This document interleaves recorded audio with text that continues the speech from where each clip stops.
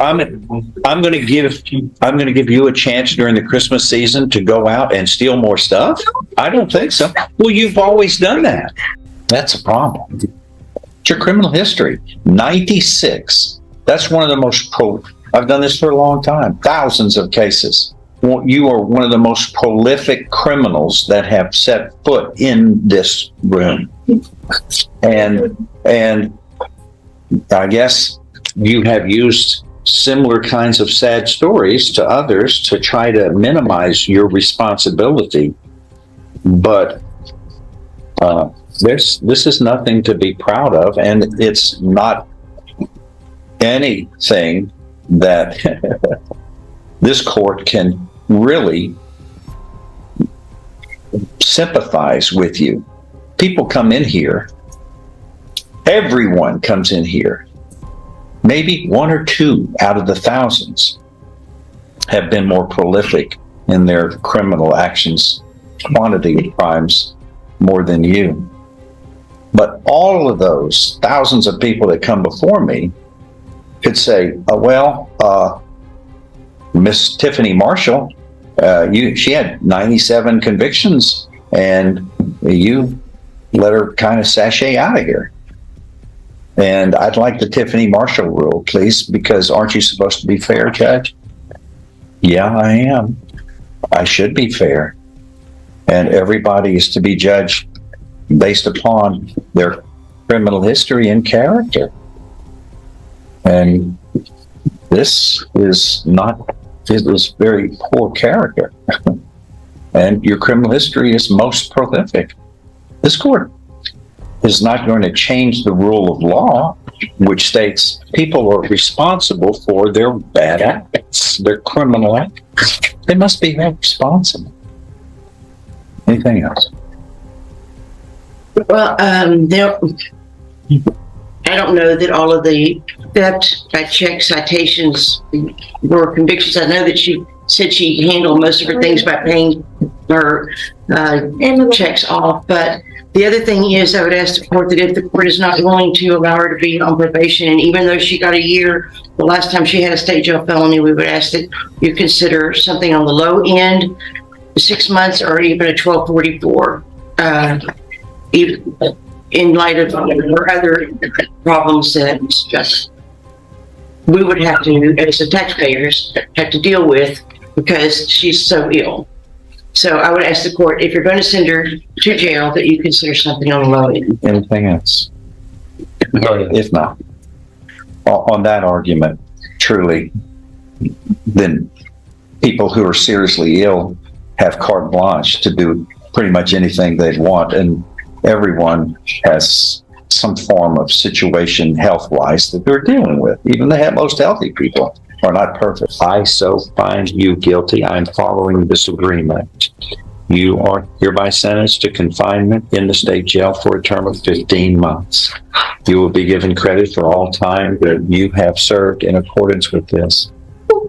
Your lifestyle, see, Ms. Marshall, you have a lifestyle that you feel shocked that committing crimes should hold you accountable. You have 96 infractions of law, 96, and you are committing these crimes with special tools for getting away with attempting to commit your theft. You have specially made tools that are used in the commission of your crime. You can't, a judge cannot be lenient with you. You cost everybody. You are a one-person crime wave. It's thefts that cost everybody more money at merchandise stores because their theft, the loss is so high. We have to pay for your criminal acts. But after 96 times you have had to go deal with crimes in various courts, from felony courts to misdemeanor to Class C misdemeanor courts, you would have gotten the message, and you never have. You just are a career criminal. That's you're the very essence of a career criminal. And I wish you wouldn't do that. Thou shalt not steal. You've heard of that one. And it's not only written in moral issues, but it's right there in the law. There's a full section or 2 or 3 in the penal code which deal with dishonest acts, and that's where you are. I'm sorry. I just wish you'd have changed your ways. But like I said, you've been doing this for 30 years. 30 years. Okay. Judge, can I get some time to get my stuff in order and go to my doctor to get my vaccine? No, ma'am, not under this situation. The jail is going to be able, those people in the jail take care of people who have medical issues. I trust them. They are good at their job.